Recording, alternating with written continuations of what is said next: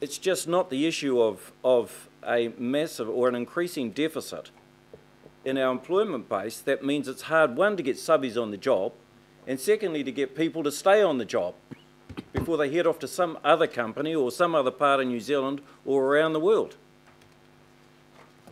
In my humble opinion, the comments about affordable housing in Auckland have been, quite frankly, superficial and lacking in context and subtlety and recognising the complexity of it. And how do you explain this in a 10-second soundbite on TV1 or in a 30-second interview with the New Zealand Herald?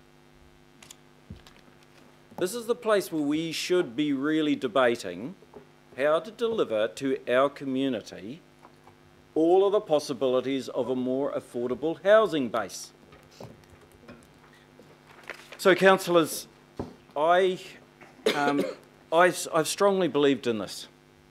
I would even more strongly believe in it because much of what we have got here has come from other countries, and in particular from London, where they have developed housing schemes that are based on this, but are actually housing schemes that are public-owned housing, either from the council or from central government or both. Yeah. So we're still working out to see whether or not this might work.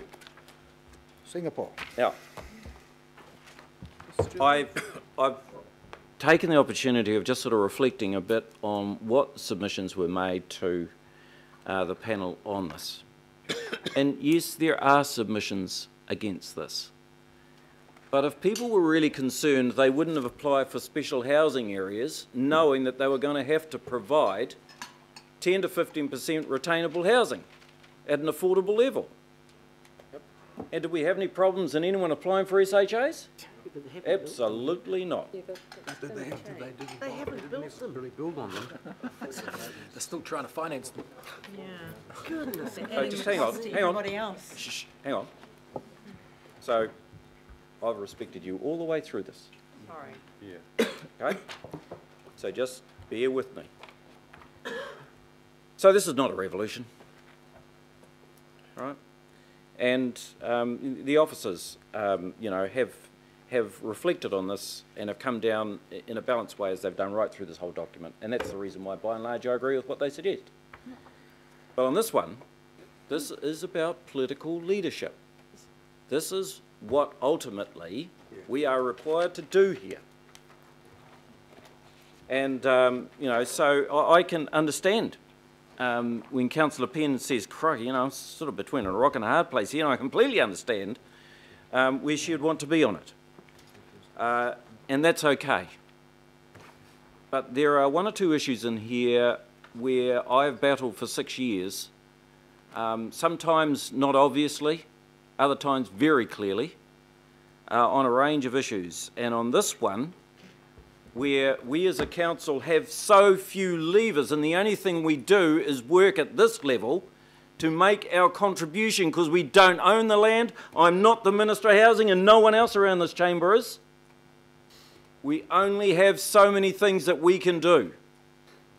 And in this plan, maybe one of the things that we can do is stand by this type of policy and give it a chance to work. So none of us have got a lot of evidence to suggest whether it is or isn't at the moment, because it's still relatively fresh. As I said, I might go down fighting like a shark on this, but on this one I'm happy to. If you don't support it, kei te pai. But I reckon that Aucklanders are looking for us to make one or two reasonably clear directions here in the limited way that we can. Yep. Yes, absolutely. And so I will actually support the underlying policy, and I will not vote for a reject. Now that will mean that we've got a bit of work to do if in fact there's a majority of us. And we would need to have a subsequent recommendation that will talk about bringing back an evidence-based position. Mr. And if that be the case, then so be it. But my view is that I would like to support this matter. Now, Penny, you look like you're sitting on hotcakes there.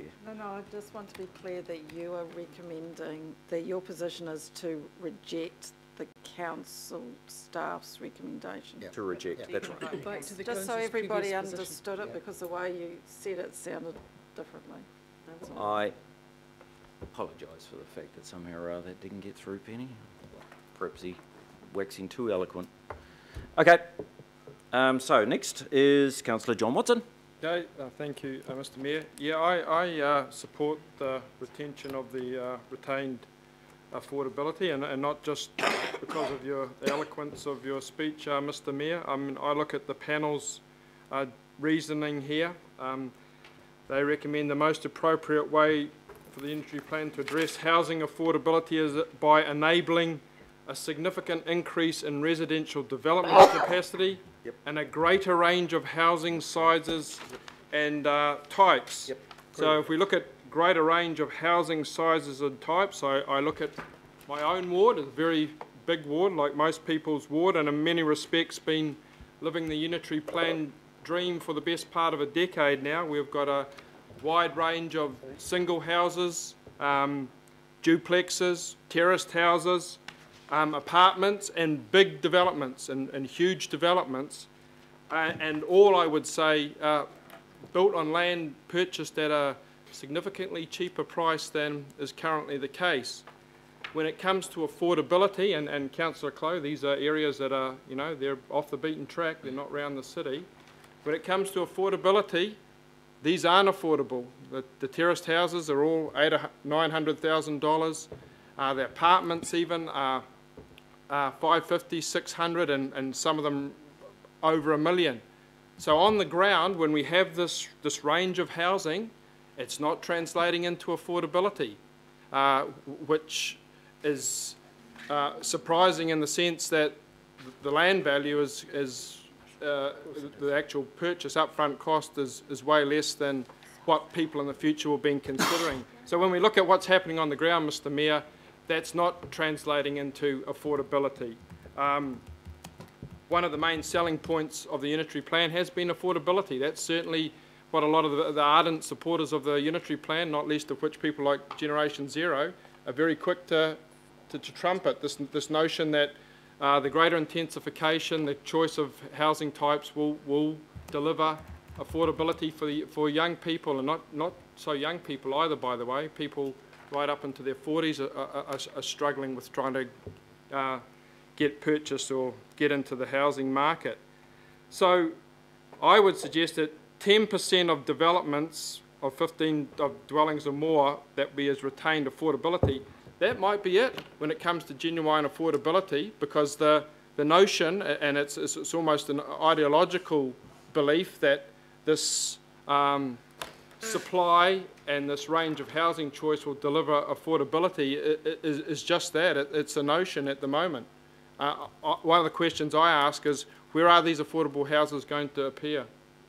They're not going to appear in my ward, I know that. They're not going to appear in my ward. The value of the land in the city and the central areas is a lot higher than it is in the outlying suburbs. So how it appears there, I don't know. I'm very hopeful that it does appear, because like other people, I have, you know, children that are going to have to try and get into the housing market too. I think that remains very hopeful, and I think when it comes down to it, this measure might be the sum total of affordability, certainly in the short to medium term. Some other councillors have referenced the shortfall between the ability to build the kind of supply that would create some notion of affordability, and there doesn't seem to be too many solutions coming up with respect of that. I've actually just physically been able to build that number. So that being the case, I suggest that as a council, and the Mayor quite rightfully said this is one of political leadership, can make some small contribution to that. And it is small, but at least it is meaningful in terms of affordability. So as we stand, our contribution to affordability might just revolve around this. So I'd certainly urge people to support it. Okay, Councillor Dick. Yeah, thank you, Mr. Mayor, and I appreciate the opportunity to talk to this, because what we're actually talking about when it comes to this retained affordable housing provisions is actually a mechanism called inclusionary zoning, and which is used in America, not particularly successfully, I might add. In fact, it's been studies have shown that in some jurisdictions it actually adds to the cost of all the other houses that are built that aren't part of the affordable housing scheme, and actually slows down the building of dwellings. And perhaps in terms of our experience here with the SHAs, I have some anecdotal, I've heard some anecdotal stories about developers not developing on their SHA because they are required to put in affordable housing. So, so that's something that's close to home.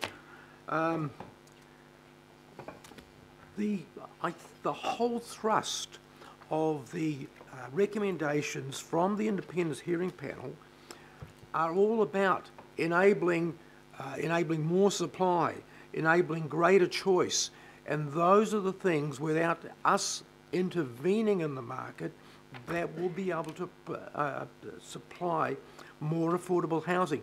We have to do it that way rather than continuously intervening in the market. That's what's got us in this problem in the first place. The ongoing intervention in the land market and the housing market. And that's why right from the outset I was pleased about what this unitary plan, the IHP came back with, because it did look like they made a comprehensive attempt to provide and enable more dwellings, greater choice. We were given an opportunity for even more choice this afternoon, earlier this afternoon, when we unfortunately turned down the micro apartments, which would have given some relief to people on low incomes and given them some choice about where they could live, but we turned that down.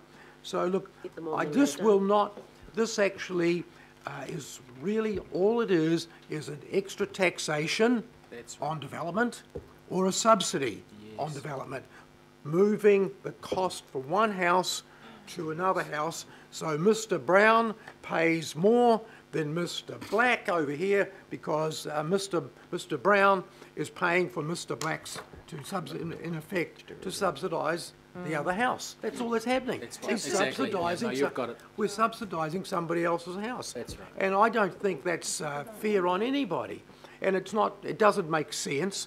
And it actually will lower the choice of housing and will actually increase the prices on the larger number of housing rather than providing affordable housing. And who's to say who actually ends up buying? Because I don't think we have any. Correct me if I'm wrong, John or Penny, but we have no mechanism for determining who goes into the housing at the moment. The definition that we put forward did talk about the income bracket that those purchasers or tenants were on, so they would have to be in that income bracket. So that was described. Well, that's easy enough to get. That's easy enough for most people to get around income brackets. That's for sure. So, this really hasn't been shown to work successfully overseas. It hasn't been shown to be a success here. I understand that what the Mayor is trying to do, give it some more time, but look, sometimes we just have to look to what's happened overseas and take a lead from there and not repeat the mistakes that are being made overseas. We don't need to make those mistakes here. We just have to get on with it and understand that we've got plenty of choices now, plenty of development opportunities. Let lets the market work its magic. Let freedom reign.